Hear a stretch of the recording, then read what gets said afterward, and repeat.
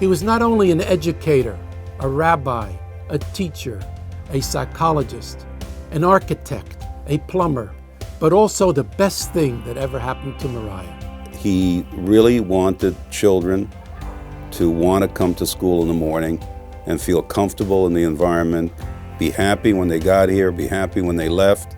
I think what drove Rabbi Applbaum was his passion for Yiddishkeit, for making certain that there's a generation of Jewish children who would be able to enter the world and serve as role models and leaders in a community that would be not an insular community, but a diverse community. He used to stand outside in the corridor, know every student by his name, and greet everybody in the morning and say goodbye to them when they left. When the bell rang at 3:30, he put on his coat, excused himself, and went out to make sure that all of his kids were put on the buses. He loved every one of the students. He really felt that this was his school. He knew everybody's families, every child's problems, everybody. And he used to know every corner in the school and made sure that everything is clean and in order.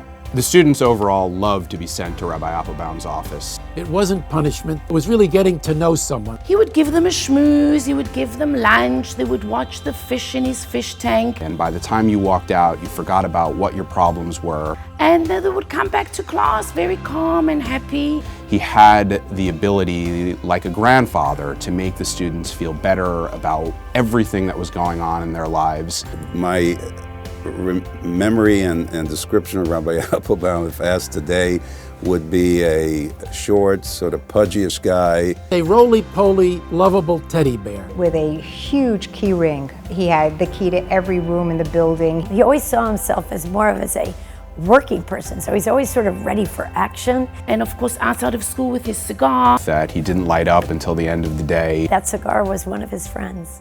Rabbi Swift and Ralph Warburg were truly the leading forces, along with the Max Grobo, to create the Moriah School. Their legacy was added to by Rabbi Applbaum, and when you speak about Rabbi Applebaum's image, he was not in the image of Rabbi Swift, who spoke the King's English, or Rabbi Warburg, who was of the image of a true corporate executive, but he followed along their path of insisting that Moriah be a first-class educational institution. Rabbi Applbaum devoted his entire life to the school. He was here early in the morning. He stayed late.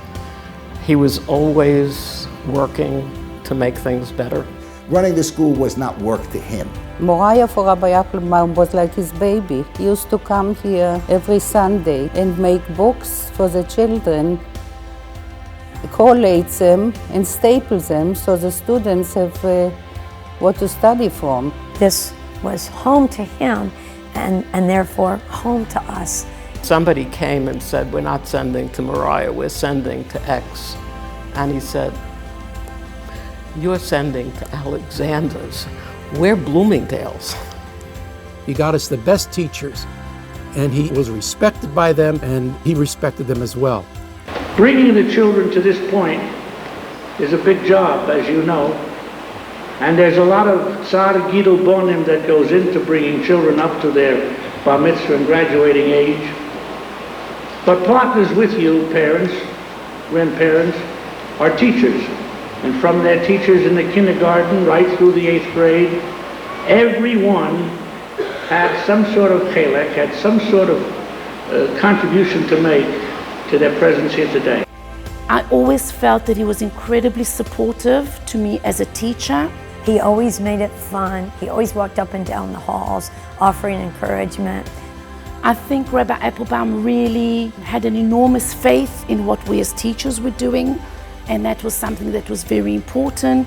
His uncanny, really keen sense of people and being able to identify really top talent, attracting some of the top talent to the school, and always saying that after all, the teachers are what make your school. When he started here, this was actually the school gym.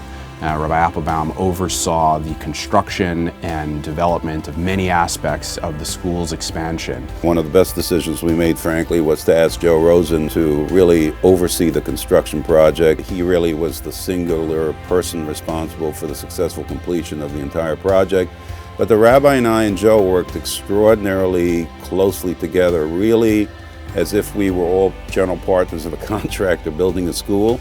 There were deadlines to meet, there were children coming in, and we would patrol the halls in the third week of August, and I would say, Rabbi Applbaum, this place isn't going to be ready Labor Day. And he would say, trust me, Marie, it's going to be ready. And it always was. He would be out there when they were pouring the concrete, watching them set up the ironwork. He just absolutely loved the construction process. This is something that I think in a Walter Mitty way he wished he had done as a business, and he was phenomenal at it. It certainly is befitting to have the library dedicated in the name of Rabbi Shelley Applbaum because of all that he invested in the history of Moriah. Our books are our history. This is a space that he actually created and defined. There will be a lasting legacy in the building to a man who he just epitomized the Moriah School. I think he was probably, at the end of the day, the key reason why the institution became as important as it is. I think it's wonderful that the decision was made to have this special night to honor that legacy. He built an incredible school to service the community, to service the Jewish community, and educate many, many Jewish children. I think that anybody that sends his child to the Moriah school should know that Rabbi Applbaum is the one that built it up with his own hands when there were no funds and no monies, and dedicated his life to the Moriah school. And he brought it to what it is today. Tonight is a big honor for Rabbi Applbaum. I know some of his family is able to be here, and to you I say he was a very, very special man. I am deeply grateful that I was in his building while he was here. He was really a great man.